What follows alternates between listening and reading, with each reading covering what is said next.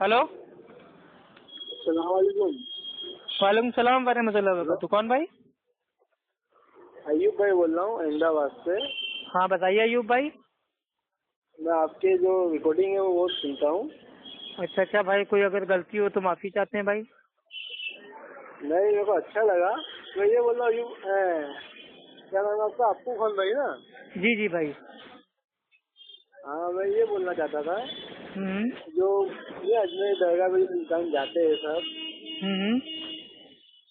वो सही है कि गलत है? कि मेरे को उसका जवाब चाहिए।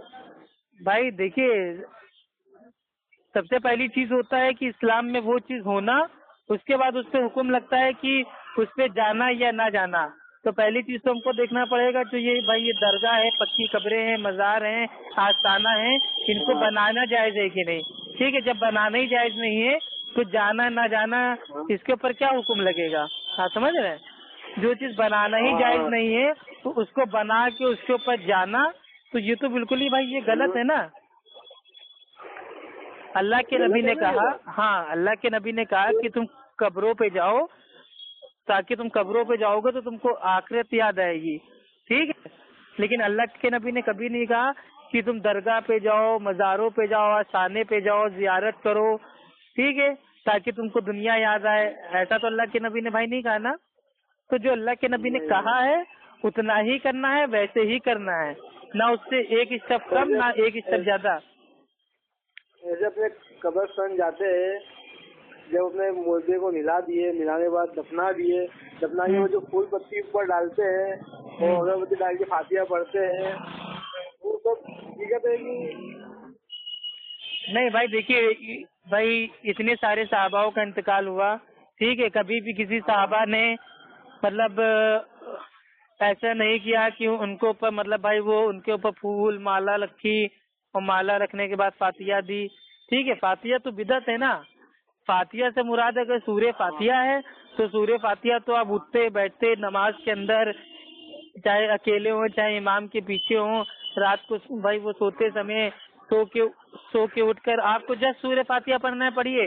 लेकिन सूर्य फातिहा को एक पैकेज बना लेना कि मतलब भाई वो अव्वल आखिर भाई वो दुरूद शरीफ और चारों कुल और ऐसे सूर्य फातिहा, ऐसा और इस हमको पैकेज को बना के पढ़ना जलेबी रख के ऐसे कोई गलत है, नियाज गलत करने है भाई। जाते हैं, वो गलत है ना? बस वो हाँ मेरे भाई मैं भी कोई बहुत ज्यादा पहले अपुगम भाई, मैं पहले बहुत ज्यादा दरगाह में जाता था, यहाँ जाता था। अभी हम्म क्या, जब से थोड़ा बहुत आपकी सुनने लगा हूँ आपका, हम्म। और मोइन भाई को जानते होंगे आप, मोइन नसरुल्लाह खान पठान, जी जी। अहमदाबाद में रहते हैं मोइन नसरुल्लाह खान पठान, ये भी अलिया जिसमें है। हम्म। नहीं उनसे मैं असल में कहीं ये है ना, सुनता हूँ देखिए तो। भाई, अब ये फातिहा है। अब भाई अल्लाह के नबी ने क्या कभी किसी फल के सामने, किसी खाने के सामने, किसी सब्जी के सामने, ठीक है, या कभी कोई किसी की मैयत हो गई या किसी की शादी हुई या कभी कोई नई दुकान खुली, नया ऑफिस खुला, क्या कभी अल्लाह के नबी ने फातिहा जाके दी? तो जब फातिहा जाके नहीं दी तो हम क्यों दे रहे हैं? ठीक है, और फातिहा का मनमाना इस्तेमाल करना भी गुनाह है।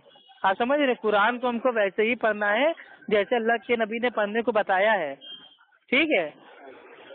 अब भाई देखिए, अब ये लोग क्या कहते हैं, अब ये लोग कहते हैं कि नहीं, अगर हमने भाई वो कुरान पढ़ लिया तो भाई हमने कौन सा पाप कर दिया, अगर हमने फातिहा दे दी तो कौन सा पाप कर दिया, कौन सा गुनाह कर दिया, कौन सा मतलब भाई वो हराम काम कर दिया।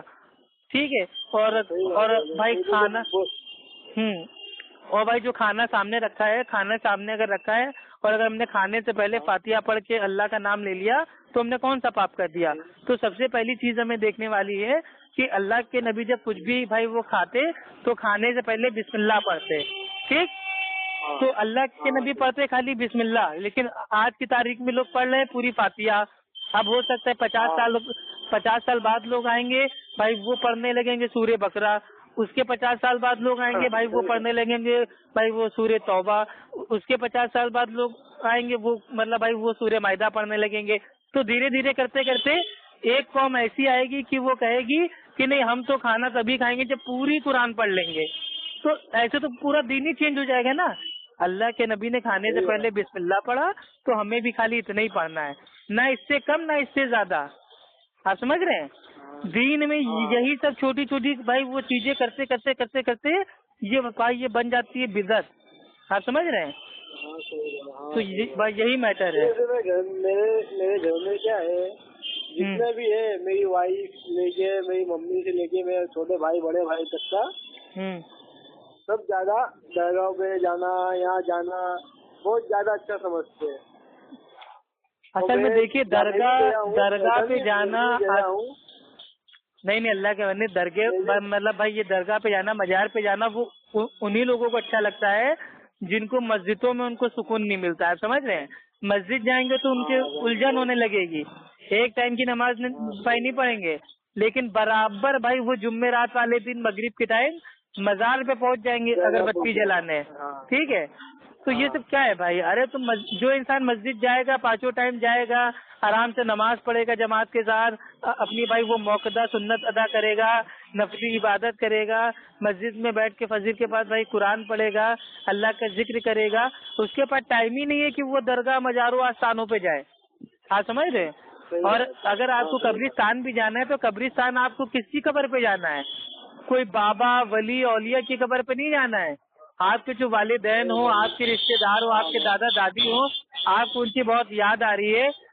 ठीक है? मानिए कोई भाई वो बूढ़ा बाप है, अब उसके जवान बेटे का इंतकाल हो गया, अब बेचारे को याद आती है। अब बूढ़ा बाप अगर अपने जवान बेटे की कब्र पे जा रहा है तो रो रहा है, उसके लिए भाई वो दुआ कर रहा है, तो ये अच्छी चीज है।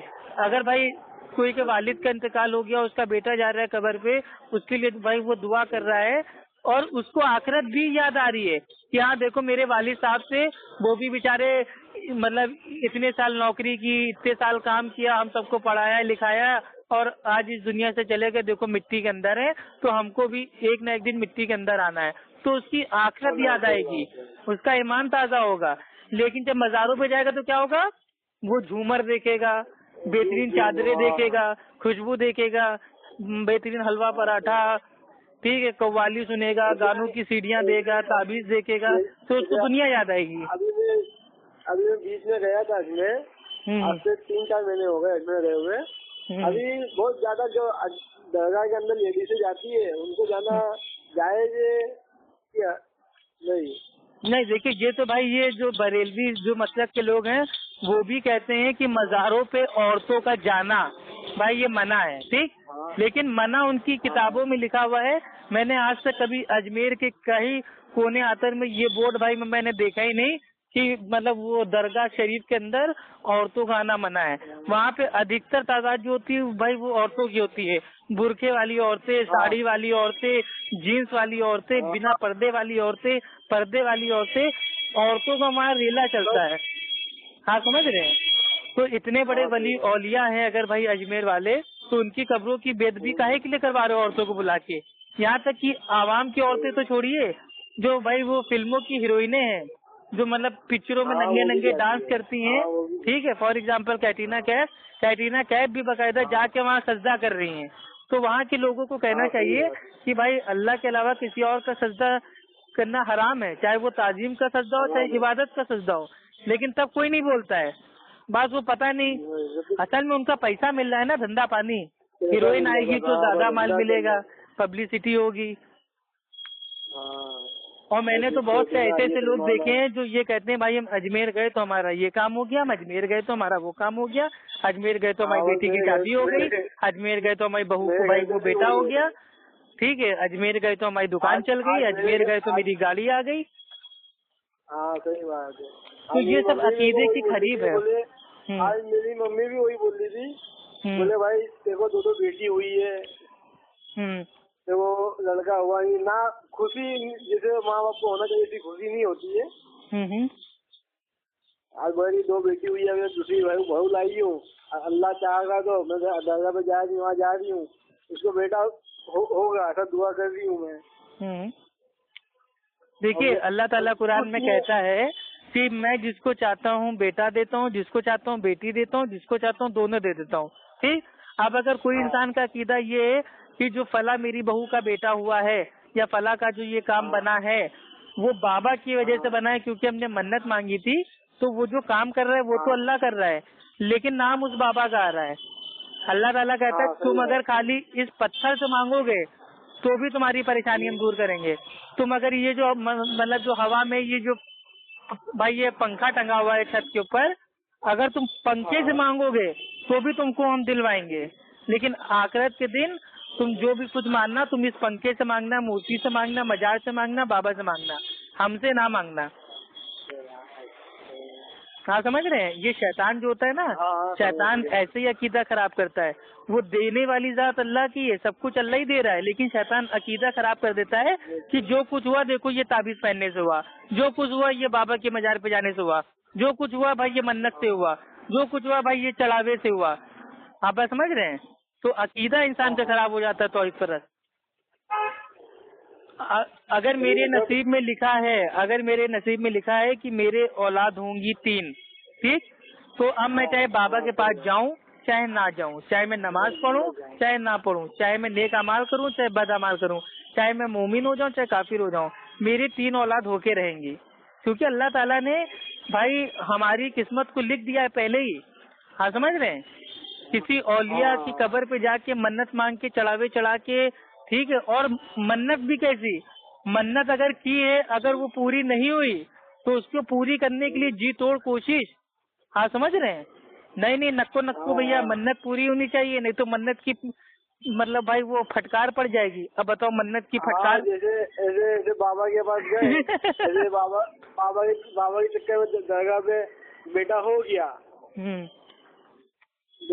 इसके बाद जाके मन्नत उतारना है भाई बेटा। अरे भाई ये बाबाओं का धंधा, जो ये मजार के ऊपर भाई ये बैठे रहते हैं ना चरस पीने वाले भाई, वो जो होते नहीं है क्या बोलते हैं, चर्ची मुजाविर।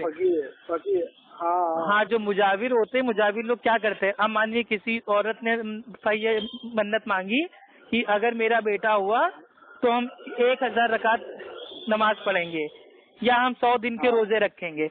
अब भाई उसने मन्नत तो मांग ली, अब उसकी औलाद भी हो गई, अब बेचारी अब वो मन्नत को पूरा नहीं कर पा रही। अब सोच रही है 1000 रकात हम कैसे पढ़ेंगे या भाई 100 दिन के रोजे हम कैसे रखेंगे।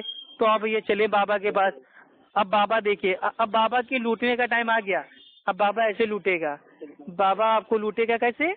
हाँ भैया आपने मन्नत मांगी थी, मन्नत पूरी करनी पड़ेगी, वरना जो आपकी औलाद हुई है ये मन्नत की फटकार पड़ जाएगी आपकी औलाद के ऊपर। और उस बाबा ने आपको औलाद दी है, अगर बाबा की मन्नत को पूरा ना किया तो बाबा आपसे औलाद वापस ले लेगा। लो अब क्या होगा? हाँ कुछ खर्चा आएगा बाबा को खुश करने के लिए। एक काम कीजिए, 40,000 रुपए दे दीजिए, तो हम लोगों को मतलब वो 100 आदमियों को खाना खिला देंगे, 100 आदमियों को कपड़ा बांट देंगे। तो यहाँ से लूटने के उनके धंधे शुरू। अब बेचारे वो तो जो आवाम है बेचारी एक नंबर के डरपोक है, उसको अल्लाह का तो खौफ है ही नहीं, उसको पीर बाबा मन्नत की फटकार का ज्यादा खौफ है। तो वो 40,000 अपनी हलाल की कमाई भाई वो हराम काम में खर्च कर देती है। उसके बाद फिर वो बाबा क्या, उसका भैया 40,000 अंदर हुए, अब उसकी आराम से 2-3 महीने की चरस गांजे का इंतजाम हो गया। आप समझ रहे हैं? तो उसको काहे की टेंशन है भाई? मुजाविर के बारे में आता है कि कब्रों के ऊपर मुजाविर बन के बैठने से अच्छा है कि इंसान किसी आग के ऊपर बैठ जाए, आग के अंगारे के ऊपर बैठ जाए, जलती हुई आग के ऊपर बैठ जाए। आप बताइए, ये सब पहले मुजाविर बने बैठे हैं। मैं तो मुजाविर को देखता हूँ मेरा खून खौल जाता है, मन करता है यहीं पटक के मारूं। लेकिन अब छोड़ो यार, साले ना काम ना धंधा ना दीन के ना दुनिया के, मुजाविर बने बैठे हुए। अच्छा भाई ठीक है भाई, अब रखिए माशाल्लाह भाई, अब थोड़ा रखिए, हमें माशाल्लाह फ्री कीजिए। गाड़ी मेरी असल में खराब हो गई है, वही बनवा रहे हैं। ठीक है, रास्ते में थे गाड़ी असल में। हाँ ठीक है भाई, वालेकुम अस्सलाम व रहमतुल्लाहि व बरकातुहू।